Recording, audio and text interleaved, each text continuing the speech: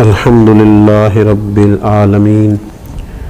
والعاقبۃ للمتقین والصلاة والسلام علی سید الانبیاء والمرسلین اما بعد اعوذ باللہ من الشیطان الرجیم بسم اللہ الرحمن الرحیم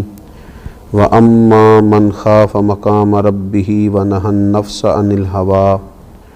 فإن الجنة هی المأویٰ۔ صدق اللہ العظیم۔ ان اللہ وملائکتہ یصلون علی النبی یا ایہا الذین آمنوا صلوا علیہ وسلموا تسلیما۔ اللہم صل علی سیدنا ومولانا محمد معدن الجود والکرم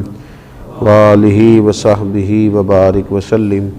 حمد و صلاۃ کے بعد اللہ تبارک و تعالیٰ نے انسان کو اس کی جائز خواہشات کو جائز طریقے سے پورا کرنے کی نہ صرف اجازت دی ہے بلکہ اس کی تعریف بھی فرمائی ہے اور ایسے کاموں پر اجر کا بھی اعلان فرمایا ہے۔ اگر کوئی شخص جائز کمائی کماتا ہے، جائز ذرائع رزق کمانے کے حاصل کرتا ہے تو اس کی تعریف کی گئی ہے۔ کوئی نکاح کرتا ہے تو اس کی اسلام نے نہ صرف یہ کہ تعریف کی بلکہ اس کی اللہ تبارک و تعالیٰ نے اس رشتے کو اپنی نشانیوں میں سے ایک نشانی قرار دیا۔ خواہشات کو جائز طریقے سے پورا کرنا اور جائز طریقے سے اپنی ضروریات کا حصول کرنا دین اس کی بہت زیادہ سپورٹ کرتا ہے اور ایسے لوگوں کی تعریف کرتا ہے اور ایسے لوگوں کی حمایت کرتا ہے۔ لیکن جائز ناجائز کی پرواہ کیے بغیر اپنے نفس کی ہر خواہش کو پورا کرنا یہ اتباع نفس کہلاتا ہے، یہ بندگی نفس کہلاتا ہے، اتباع خواہشات کہلاتا ہے۔ بہت سارے لوگ ایسے ہوتے ہیں کہ وہ اپنی لذات کے حصول کے لیے بغیر کوئی پرواہ کیے، بغیر کسی چیز کو جانچے، بغیر حلال و حرام کی تمیز کیے وہ دوڑے چلے جاتے ہیں اور اس قدر زیادہ اپنی خواہشات کی پیروی کرتے ہیں کہ یہ ان کا اتنا بڑا روحانی مسئلہ بن جاتا ہے کہ وہ ان کے دیگر تمام معاملات کو متاثر کرتا ہے۔ جب اپنے نفس کی بیجا خواہشات کی تکمیل کرتے ہیں تو عبادت کی لذت ان سے رخصت ہو جاتی ہے، تلاوت قرآن مجید کا ذوق ان سے چلا جاتا ہے، اللہ تبارک و تعالیٰ کی راہ میں خرچ کر کے جو انہیں قلبی اطمینان حاصل ہونا ہوتا ہے وہ ان سے رخصت ہو جاتا ہے۔ دوسروں پر اثار کر کے جو انہوں نے اپنی روح کو تازگی دینا ہوتی تھی وہ سارا کچھ اپنے اوپر ہی وہ صرف کرتے ہیں۔ تو یہ خواہشات کے پیچھے لگ جانا، ایک خواہش کے بعد دوسری خواہش، دوسری کے بعد تیسری خواہش، کھانے کی خواہش، پینے کی خواہش، اچھے سے اچھا لباس پہننے کی خواہش، یہ خواہشات ہیں جو انسان کو لذات میں مبتلا کر دیتی۔ اور نبی اکرم صلی اللہ تعالیٰ علیہ وآلہ وسلم نے فرمایا اللہ تبارک و تعالیٰ نے دوزخ کو خواہشات سے ڈھانپ دیا اور جنت کو مشکلات سے ڈھانپ دیا۔ جو چیزیں ظاہری طور پر تھوڑی انسان کے لیے مشکل محسوس ہوتی ہیں وہی تو رستہ ہے جو اسے جنت میں لے جائے گا۔ میں کہہ چکا ہوں کہ جائز طریقے سے اپنی خواہش کو پورا کرنا یہ برا نہیں ہے، یہ مذموم نہیں ہے، اس کی مذمت نہیں کی گئی، لیکن جائز ناجائز کی پرواہ کیے بغیر اور ہر وقت کوئی نہ کوئی نئی سے نئی خواہش پیدا کرنا، ہمارے صوفیاء کرام فرماتے ہیں نفس ایک بچے کی طرح ہے، اگر تم اس کی ایک خواہش پوری کرو گے تو یہ دوسری کا مطالبہ کرے گا، دوسری پوری کرو گے تو تیسری کا مطالبہ کرے گا، یہاں تک کہ اس کی عادت بگڑ جائے گی، اس کا مزاج بگڑ جائے گا، یہ ایک ضدی بچے کی طرح ہو جائے گا، یہ تم سے روز ایک نئی چیز کا مطالبہ کرے گا۔ لہٰذا اپنے نفس کی خواہشات کو اس بات کا پابند کیا جائے کہ یہ چیز تیرے لیے جائز ہے اور یہ تیرے لیے ناجائز ہے، اور جائز چیزوں کو بھی استعمال کرنے کی حد بیان کی گئی۔ کھانا آپ کو کھانا ہے اور آپ کے لیے جائز ہے، لیکن آپ اتنا کھانا کھا لیں کہ وہ آپ کے لیے تکلیف کا باعث بنے، تو یہ نفس کی وہ خواہش ہے جو اگرچہ جائز طریقے سے پوری کی گئی لیکن وہ تکلیف کا باعث بنی۔ آپ کو سونا ہے، آرام کرنا ہے، لیکن آپ اس طرح سوئیں کہ آپ کی نماز کا وقت ہی اس میں سے گزر جائے، تو اتباع نفس کر لینا اور خواہشات نفس ہی کے پیچھے بھاگنا. اور بعض لوگ اس قدر زیادہ عادی ہو گئے، اتنے عادی ہو گئے، صبح کیا کھانا ہے، شام کیا کھانا ہے، کس ہوٹل میں جانا ہے، کیا پہننا ہے، نیا سے نیا ڈیزائن کیا ہے. اتنا بڑا روحانی مسئلہ بن گیا کہ اپنے آپ کو سنوارتے سجارتے، آرائش نمائش، اتنی دور نکل گئے، حلال اور حرام کی تمیز چھوڑ دی. اللہ کریم نے قرآن مجید میں ایک مقام پہ فرمایا کچھ لوگ تو ایسے ہیں جنہوں نے اپنے نفس کی خواہش کو خدا بنا لیا،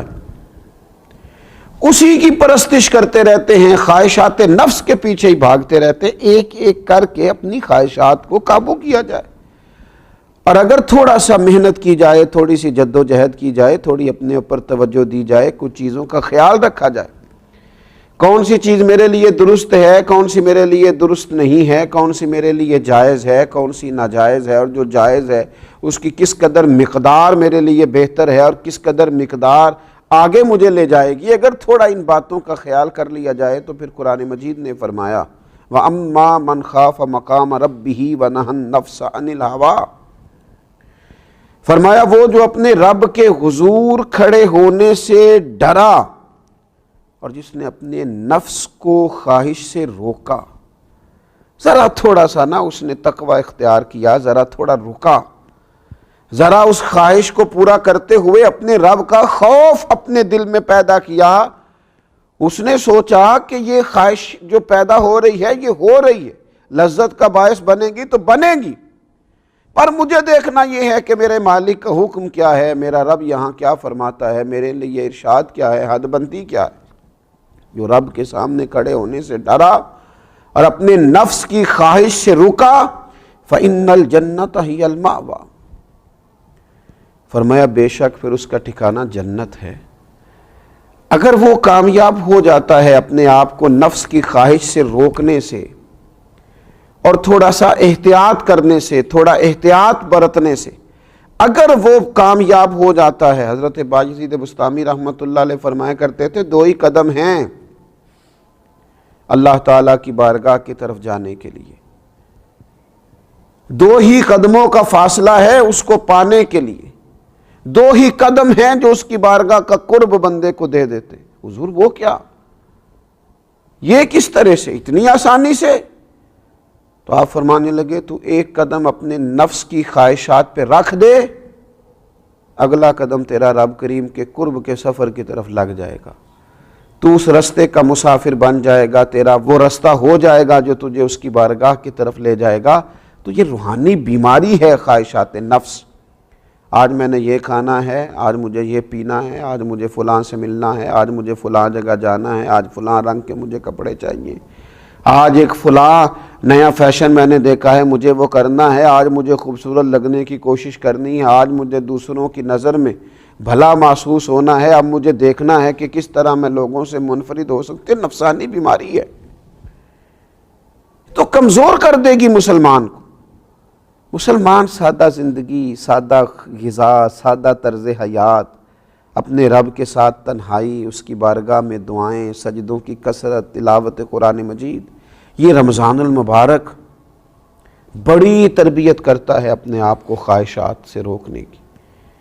یہ خاص موقع فراہم کرتا ہے کہ جب ہر چیز موجود ہے، کھانے پینے کی باورچی خانہ بھرا ہوا ہے، لیکن اس کے باوجود نہیں جا رہا، اپنے آپ کو خواہشات سے روکا ہوا ہے، تو اس کو پورے سال کے لیے اپنی طبیعت پر لاگو کرے اور خواہشات کو ایک ایک کر کے کم کیا جائے. پوری دنیا کے اندر جو غریبی بہت زیادہ ہے، آزمائش بہت زیادہ ہے، تنگ دستی بہت زیادہ ہے، حتیٰ کہ بنیادی ضروریات سے لوگ بیچارے محروم ہیں. آپ دیکھیے لوگوں کو کھانے کو روٹی نہیں ملتی، پہننے کو کپڑا نہیں ملتا، صحت جیسی اہم ضرورت سے جہاں لوگ پریشان ہوں،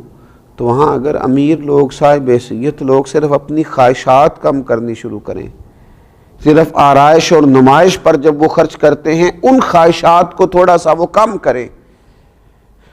تو یقیناً اس سے یہ فائدہ ہوگا کہ وہ جو غرباء ہیں ان کی داد رسی کا، اشک شوئی کا، امداد کا ایک بڑا موقع ہاتھ آئے گا. میرے نبی اکرم صلی اللہ تعالیٰ علیہ وسلم نے فرمایا 3 چیزیں ہلاکت میں ڈال دینے والی، تباہی کر دیں گی، بربادی لائیں گی.